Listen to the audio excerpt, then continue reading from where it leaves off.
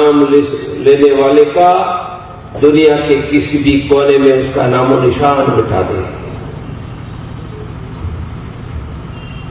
हम हिंदू शौर्यवान हैं, इसलिए तो जिंदा रहते हैं। हम अहमद और मोहम्मद क्यों नहीं बने? क्योंकि हम शौर्यवान ही थे, शौर्यवान भी है। और एक नहीं 100 करोड़ जिंदा है, यह हमारे पुरखों के शौर्य का जिंदा उदाहरण है। अरबस्तान में तो एक भी हिंदू नहीं बचा, अफगानिस्तान में नहीं बचा, और हम 100 करोड़ बचे हैं, उनके दयादान से नहीं बचे हैं, हमारे पुरखों की भुजाओं के तलवार के आधार पर बचे हैं। अरे हिंदू शौर्यवान है ही, वो पाकिस्तान में जाकर भी मार सकता है। हिंदुओं पर हमला करने वालों का बांग्लादेश में जाकर नामो निशान भी मिटा सकता है। और जिन्होंने हिंदुओं की छाती पर पाकिस्तान बनाया था, उनका नामो निशान मिटाकर भारत की सेना ने 89,000 मुसलमानों को शरणागत जनरल मियां जी के नेतृत्व में 89,000 मियों को शरण में लाने वाले शौर्यवान वीरों का नाम भारत की सेना है। तो पाकिस्तान के 2 टुकड़े कर डाले थे। आज हमने निर्णय किया तो बांग्लादेश के 4 टुकड़े कर डालेंगे। इसलिए बांग्लादेश के मियों, तुम्हारी औकात समझ लेना। तुम्हारी बीवियों पर बलात्कार पाकिस्तान की सेना करते थे, तब हमने बचाया था। और बचाने वाले के बेटे को बारात उठाते हैं तो बांग्लादेश का नामो निशान भी हम मिटा देंगे। दुनिया में कहीं पर भी हिंदू का अपमान होगा, उनका उत्तर देना ही होगा। हमें इजराइल जैसा सामर्थ्यवान यह राष्ट्र बनाना होगा, बन रहा है। और आज नेतृत्व में नरेंद्र भाई, अमित भाई, राजनाथ सिंह, तीनों से मेरे 50 वर्षों से गप्पे लड़ाने के संबंध रहा है। मेरा विश्वास है कि बांग्लादेश को घुटनों पर लाकर, जैसे इजराइल उनके लोगों की रक्षा करता है, ऐसे बांग्लादेश के हिंदुओं की रक्षा के लिए तीनों मिलकर कड़े कदम उठाएंगे। यह मेरी उनसे आशा है और पुराने संबंध के आधार पर विश्वास है कि वो करके दिखाएंगे। और हम आगे नहीं चाहेंगे कि भारत में या दुनिया में कहीं पर भी हिंदू पर कोई आंख उठाने वाला खड़ा हो। हमारी संख्या निरंतर घट रही है।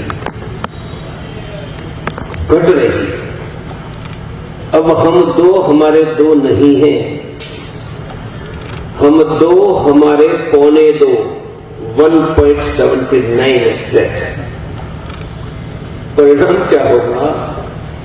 100 करोड़ घटकर 98, 95, 90, 85 ईस्वी सन 2100 तक हम 50 करोड़ में सिमट जाएंगे। और ये दाढ़ी टोपी वाले बढ़ रहे हैं। वह 25 करोड़ से 27, 28, 30, 50, 55 करोड़ तक हो जाएंगे। खतरा समझ लो भाई। शौर्यवान भी है तो लड़ता है, चुपता नहीं है। कट जाता है पर हटता नहीं है, पर कट तो जाता ही है। गुरु गोविंद सिंह के 2 पुत्र शाहजादे लड़ते लड़ते कट गए थे, 2 सरहद की दीवार में कट गए थे। हल्दी घाटी में हमारे 12,000 शौर्यवान योद्धा कट गए थे। लड़े पर कट तो गए थे, तो शौर्यवान है, लड़ेंगे। संख्या घटने के बाद कट जाएंगे, बच नहीं पाएंगे। अभी भी समय है, सावधानी से बड़े कदम उठाने चाहिए। मेरे 5 मुद्दे का एक्शन प्लान है। भारत में हिंदू बहुमत टिकाने का पहला एक्शन प्लान, मुसलमानों की बढ़ती हुई जनसंख्या रोकने के लिए जनसंख्या नियंत्रण का कानून बनाओ। कानून बनने के बाद जिनके घर में 3, 4, 5 आधे डजन बच्चे हैं और कानून बनने के बाद नया बच्चा आया, उनको सरकारी अन्न, उनके परिवार को सरकारी स्कूल में सेवा, सरकारी हॉस्पिटल में सेवा, बैंकों से लोन, सरकारी नौकरी कौन करेगा? मेरा नाम है करेगा? करो करो मेरे दिल्ली में बैठे हुए भाइयों। करीब 50 साल पहले हमने सपने देखे थे, तो सपने में से राम मंदिर तो बन गया है। अब भारत में हिंदू सुरक्षित करने के लिए राम मंदिर जितना ही महत्व का, ये मुसलमानों की बढ़ती हुई जनसंख्या रोकने का कदम है। 4 बीवियां भारत में नहीं कर देंगे। भारत छोड़कर चले जाओ 4 बीवियों की इच्छा रखने वाले, यहां तो कॉमन सिविल कोड ही आएगा। 5 करोड़ बांग्लादेशी घुसपैठियों को हम हटा देंगे। 5 एक्शन प्लान में से 3 हो गए। जनसंख्या रोको, समान नागरिक कानून, बांग्लादेशी घुसपैठियों को हटाओ। ये 3 सरकार को करना है। 2 बातें हमें करनी है। मेरे साथ बोलो, हम जोर से, हम खरीदेंगे सिर्फ हिंदू से, हम सेवा लेंगे स्कूटर रिपेयरिंग, बोलो scooter repairing, car repairing, fridge repairing, TV repairing, हम सेवा लेंगे सिर्फ हिंदुओं से। बोलो हम रोजगार देंगे हिंदुओं से। अब सुनना है, बोलो इतना किया तो भूखे मर जाएंगे ना? और भूखे मरता है बच्चे पैदा करता है क्या? ट्राई टू प्रेशराइज इकोनॉमिकली, लड़ने की बात नहीं। ये चौथा मेरा एक्शन प्लान। 5वां, जिनकी आर्थिक स्थिति में संभव है वो कम से कम 3 बच्चे पैदा करो। जो मोहन जी भागवत ने कहा है, ये विचार से मैं पूर्ण सहमत हूं। बचना है तो 3 बच्चे पैदा करना ही है। फिर कहेंगे चुनाव लड़ने नहीं देंगे। प्रवीण तोगड़िया 3 बच्चे वाले हिंदुओं को चुनाव लड़ने का कानून का परिवर्तन करवाएगा। मुसलमान को 1 डजन और चुनाव लड़ पाएगा, और हमारे यहाँ 3 बच्चे को चुनाव नहीं लड़ पाएगा, नहीं चलेगा। ये कानून भी हम हटवाएंगे। तो मैंने हिंदुओं के खतरे, राम मंदिर तो बन गया, बहुत बड़ी आनंद की बात है, पर हिंदुओं का खतरा नहीं टला है। राम मंदिर में सिर्फ 2 बातों आपको समझानी है। हमारे पुरखे शौर्यवान है, इसलिए तो हम हिंदू हैं।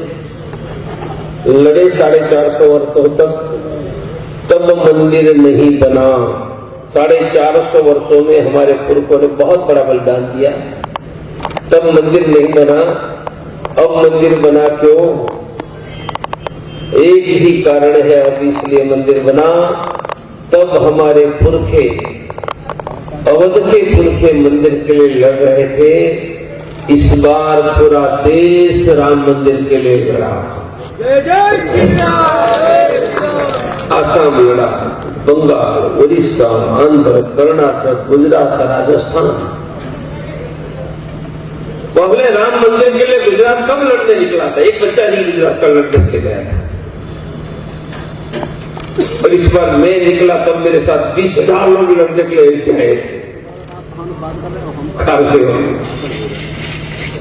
मुझे आपको समझाना है, हमारे पुरखे शौर्यवान थे पर मंदिर नहीं बना क्योंकि एक एरिया लड़ा।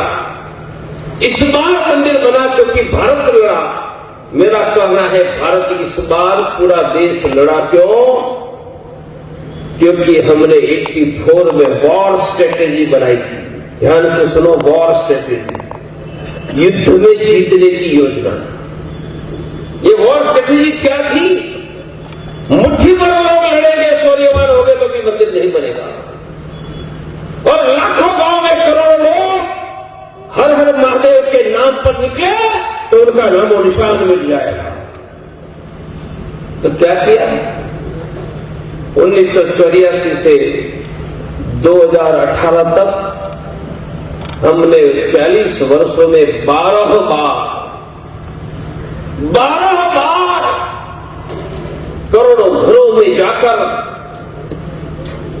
लाखों गांव में जाकर करोड़ों हिंदुओं को 12 बार जगाया था।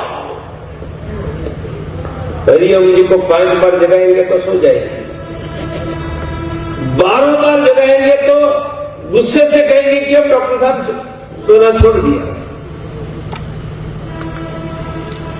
इसलिए पूरा देश का हिंदू अपने आप नहीं लड़ा है भाई, 12 बार जगाया है।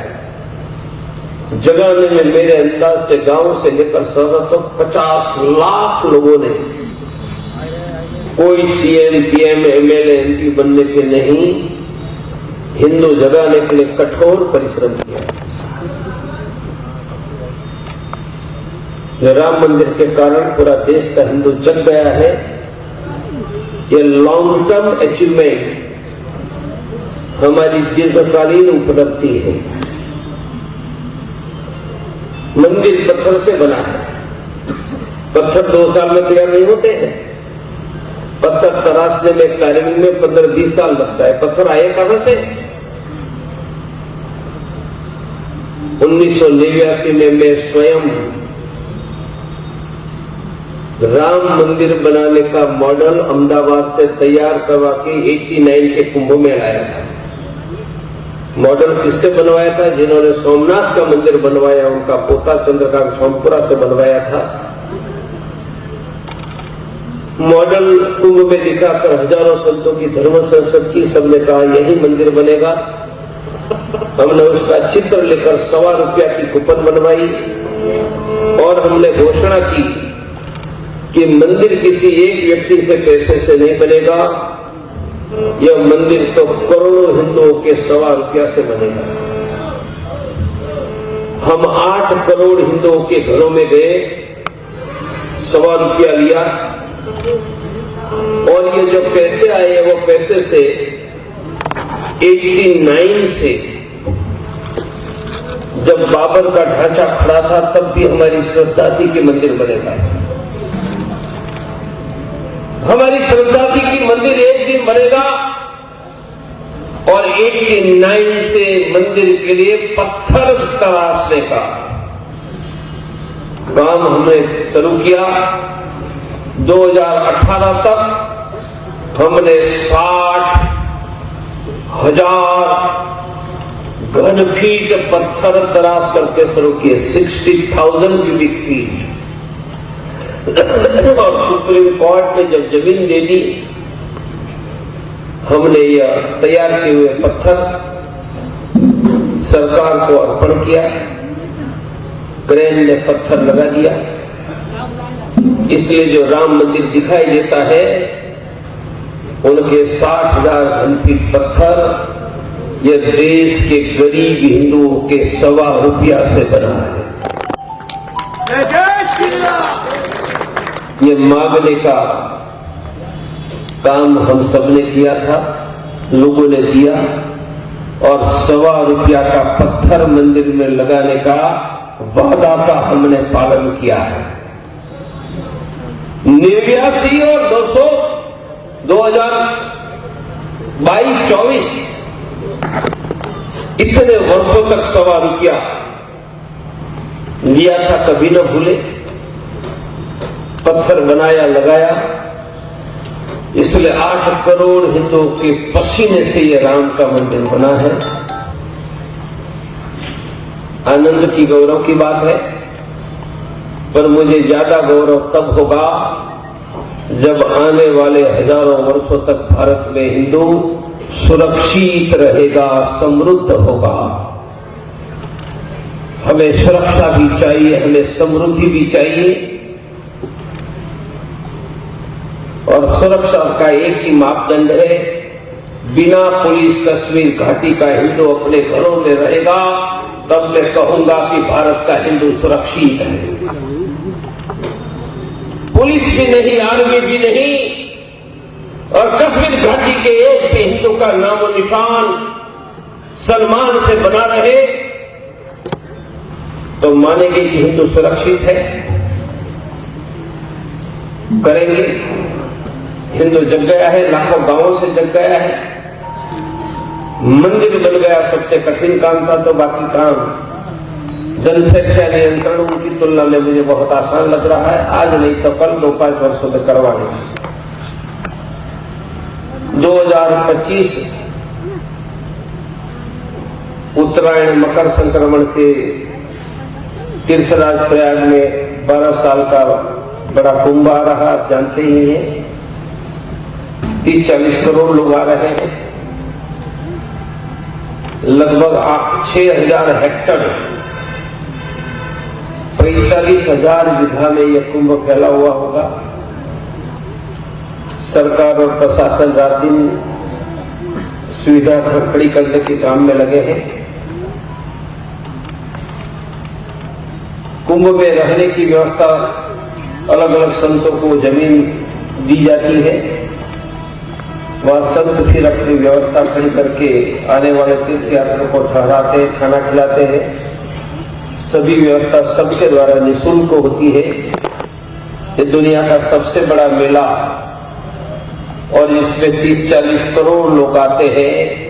उनको निःशुल्क ठहरने की, खिलाने की व्यवस्था, वह भी दुनिया में सबसे बड़ा काम होगा। तो हमने भी अंतर्राष्ट्रीय हिंदू परिषद, राष्ट्रीय बजरंग दल ने संकल्प किया है कि तीर्थ यात्रियों की सेवा में हम गिलहरी का एक छोटा सा योगदान देंगे। ये मेरा स्वयं का चौथा 12 वर्ष वाला कुंभ है। इसके पहले प्रयाग के कुंभ में मैं ही राम मंदिर का मॉडल लेकर आया था, तब मेरी उम्र 30 साल की थी। तो हर एक कुंभ में जाकर छोटा बड़ा सहयोग तो देते थे। इस बार एक बहुत बड़ी योजना बनाई है। जिनका कोई न कोई कुंभ में टेंट कैंप लगाने वाले संतों से संपर्क है, उनकी रहने की व्यवस्था हो जाती है। पर ये देश में बहुत बड़ा हिस्सा है जिनका संतों से संपर्क है, पर सभी संतों का कुंभ में टेंट नहीं लगता है, तो रहेंगे कहां, चिंता रहती है। मेरा लगभग 20,000 संतों से व्यक्तिगत संपर्क है। चारों शंकराचार्यों से स्नेह के और आशीर्वाद मिलते हैं। तो एक संत के वहां आधा बीघा, 1 बीघा, 2 एकड़, 5 एकड़